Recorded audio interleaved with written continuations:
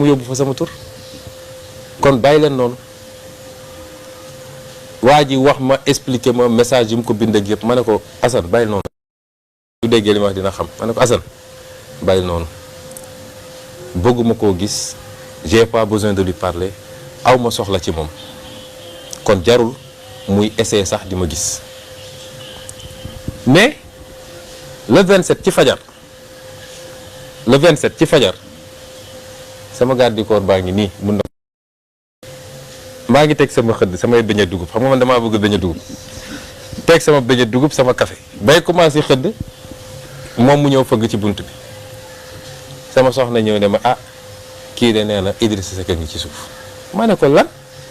Idrissa Seck mu ne ma ne ko lu mu fi def heure bi ne heure bi ñëpp a ngi seen kër di xëdd ak seen ma ne booy bi mi ngi nii mën nga ko laaj ma ne ko demal nga ne ko du ma recevoir damaa convalescent demal mu dem tourné di dem mais bu ma duggaatee sama biir néeg li ma tooñ mooy sama xolu jullit ak sama xolu yërmande ma toog ma xalaat ma ne mag mu toll nii bàyyi yitteem yëpp ñëw fii ne damay seet Ousmane Sonko xam naa li ko yëkkati war na koo ñor trop su ma ko bàyyi mu dem ni dina ñaaw ma dogaale xale bi mi ngi woon ci escalier ma woo ko mu ñëw ma ne ko anamu mu ne ma àbb na sijaada ba mi ngi lal ci buntu kër gi di julli ma ne ko non dugal leen ko ci biir bu leen ko bàyyi ci buntu bi mais nee ko maa ngi julli su ma jullee ba pare dinaa wàcc seet ko fa wax xam lu may doyee bi ma jullee ba pare ba def li may def yëpp ma wàcc fekk ko foofu ma ne ko sëñ bi mbaa jàmm waaye jàmm la et cetera ma déglu ko mu expliqué réew mi fu mu toll mënuñu ko seetaan nii man maa jël sama responsabilité démb maa ngi ndogoo ci président tey ma xëy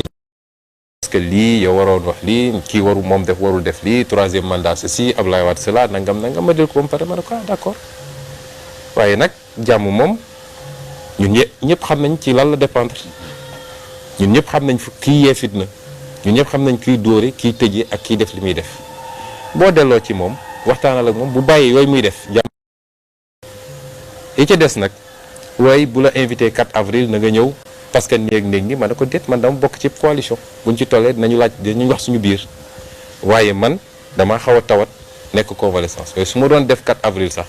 Ziguinchor bi nga xam ne maay maire ba daaw ma demoon fa 4 avril fa laay dellu bokk ci 4 avril bi noonu mu jóg ma gunge fii dem sax maa ngi koy tooñ ne ko mbaa jot ngaa xëdd mu ne ma fii laa ko yaakaare woon de ma ne ko kon waroon nga yëglu ma gunge ko mu dem mais sama xolu yërmande ak sama xolu jullit moo ma tooñ waaw parce que su dul woon li mu ñëw sama kër heure boobu du ma mus a dajeeg moom naan damay toog waxtaan. non du erreur parce que je n'ai rien à regretter mais jàpp naa ni génn foofu wër fu ne nga dem toog.